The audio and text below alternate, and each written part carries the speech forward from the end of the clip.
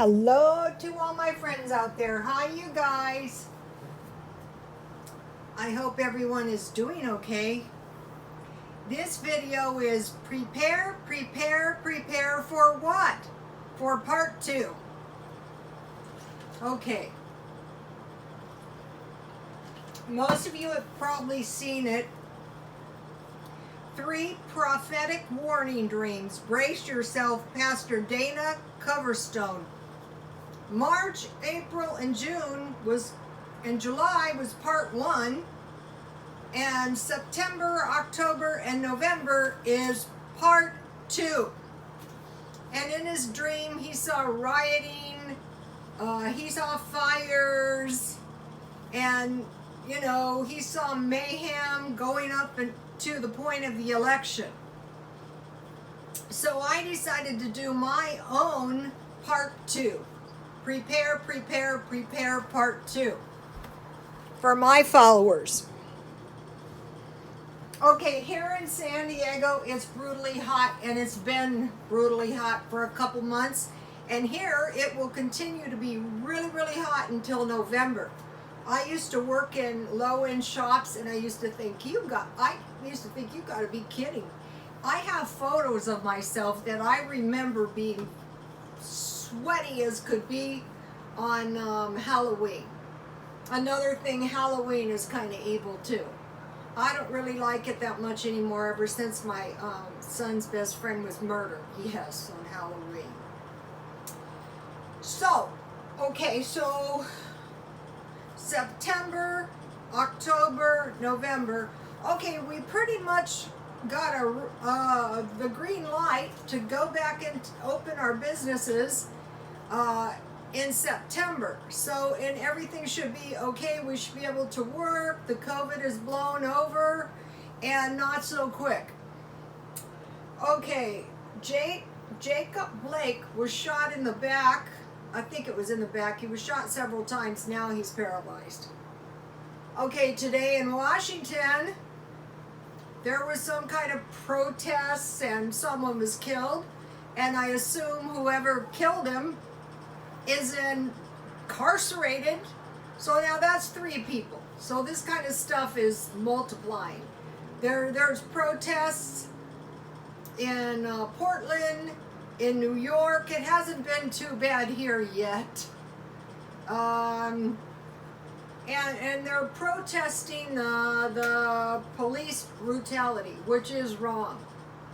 This is coming off of an economic shutdown. We had looters and protesters here, and they tore up our town. It wasn't good. So okay, so in the dream, brace yourself. A finger underlined September and tapped November, and a fist came down, on September, October, and a fist came down on November. So the elections are November 3rd. So they're protesting and tearing up cities and, fires over the Black Lives Matter. And, people are upset over the elections. So the prudent thing to do would be vote.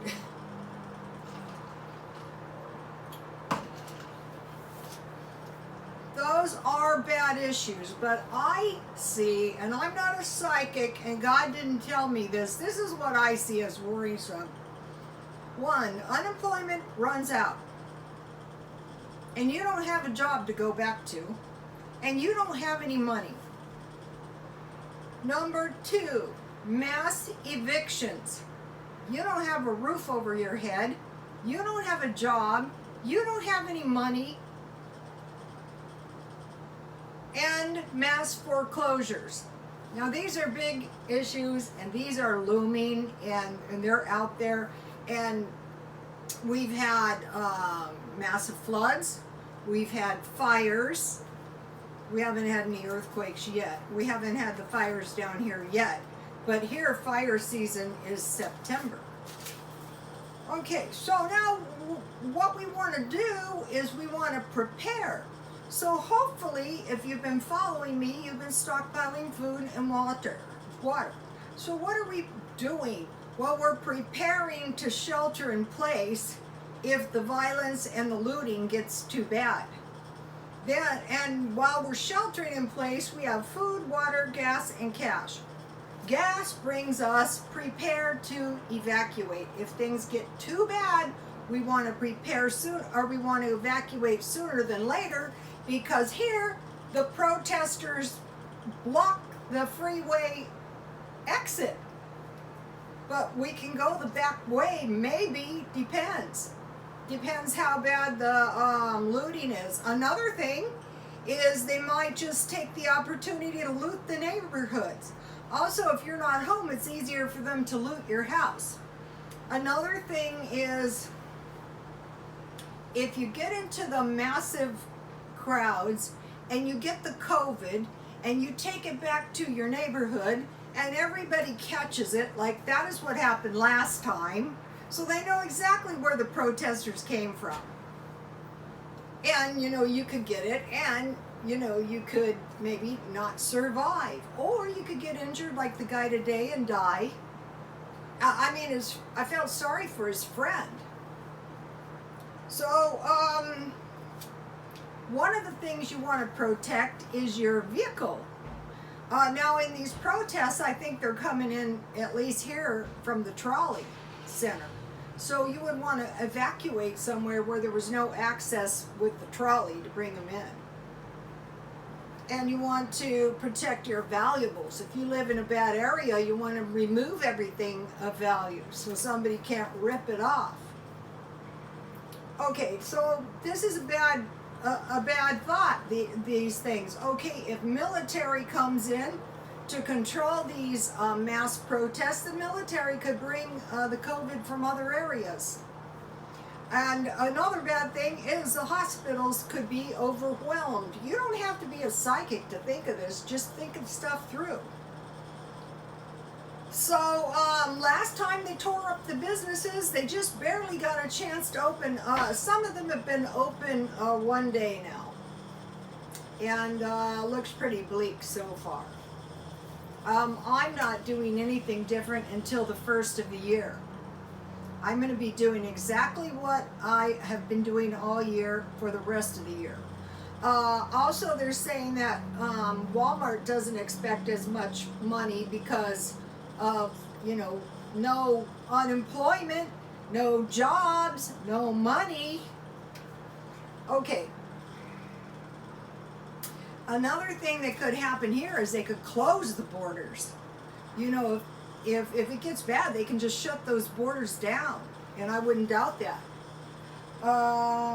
Okay, now this is another bad thing that's possibly going to happen if this stuff continues. If it just keeps getting worse and worse.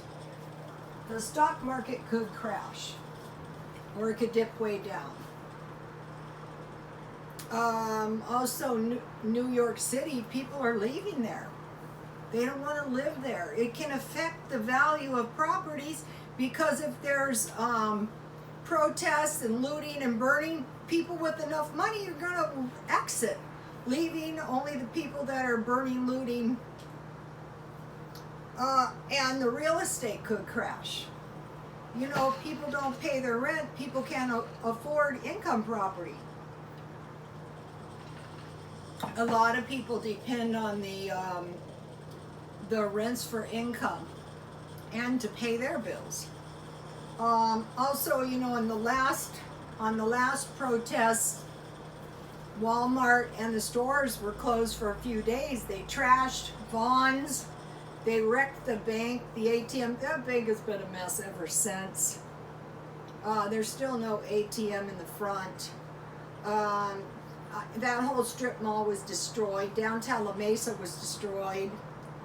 If I had a business in La Mesa, I certainly wouldn't invest much money. So stores could close. There could be large amounts of homeless and poverty people. So what you would see is a lot of people begging. I already do, because I go up to the shopping center and I see many people on the way and many people when I get up there. Now this is a bad thought. the gas stations could close. You know, during the floods, the people couldn't stay in the gas stations. You want to make sure you have gas cans and gas to get out and evacuate. Okay, and then I would stockpile food that doesn't require cooking, that I could just eat out of the can. You know, if I'm going to have to sit in here and fear for my life, you know. And then one of the things I do is I pray the blood of Jesus on my house and on my family and on my possessions. Is it always going to work? Maybe, but it can't hurt. You know, there is a lot of safety in your faith. And then you want to stay healthy to make sure you don't have to go to the hospital. And you might pick something up when you were in there, and make sure you have your medications. The hospital systems could be overwhelmed if these protests get really bad. Another thing is you might not get any medical access. I would stockpile toilet paper and coins. Now this is the biggie one. Prepare, prepare, prepare. Between now and the end of the year, don't spend any money, none. So what I'm going to be doing is I'll be buying a little Diet Coke, because I don't keep too much in the house, because I'll drink it all. But other than that, except maybe a little gas, I won't spend any money. I am not going to trust this economy. You know, I am up at the shopping center every single day, and what I see is not pretty. I see inflation. I see the rising cost of food. I see poor people all over. I see half of those stores are not open, and I don't believe they will open. So we're going to see what happens. Now, one of the things we had was floods. Also, the people affected by flood, it was a hurricane, Laura. They still don't have any power, so imagine no power. What would be worse is no water. Anything happens, fill the tubs up with water as fast as you can. If you have to, you can. It'd be better if your tubs are clean, but 16 drops bleach to 1 gallon of water. Out here we have Lake Murray, so you know there's water. I would hate to drink it, however. Earthquakes. We could be hit by an earthquake. There was hurricanes down in Baja California. Fortunately, they didn't get up this high.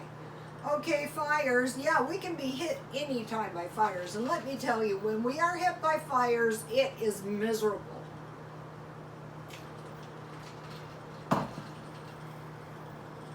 The ash falls for weeks. It's very, very miserable. Loss of crops. If we have a very, very cold winter, two things that worry me is potatoes and flour or wheat. Stock up on potatoes and wheat. That's why I've been making all these little biscuits and fry breads and stuff. Milk. You don't want to be without milk. I would stockpile powdered milk. You'll be glad for that powdered milk if anything happens. It's better than nothing. Water, milk, meat and sugar. Cheap meat, any kind. You guys have seen the cheap food I stockpiled up. I don't have to buy any food until the end of the year, and I will be hoarding my money. When I used to do hair, one of the things that kept me so safe is I could go for months and months without spending any money, because you know I had food and I wouldn't spend any money.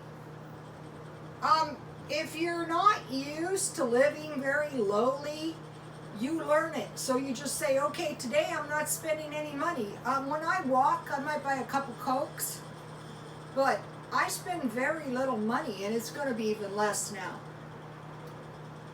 I don't understand why you would risk your life. The guy that was killed and the guy that was arrested for killing him is in worse shape than the guy who was shot, because the guy who was shot is still alive. Okay, flour, yeast, and dry fruit. What I would do with the fruit is I would just buy the bags, you know, the vacuum sealed bags. I'm not saying the protests aren't legitimate. They are. you know, it is not good. But if you destroy your life as well, then, you know, that is not good either.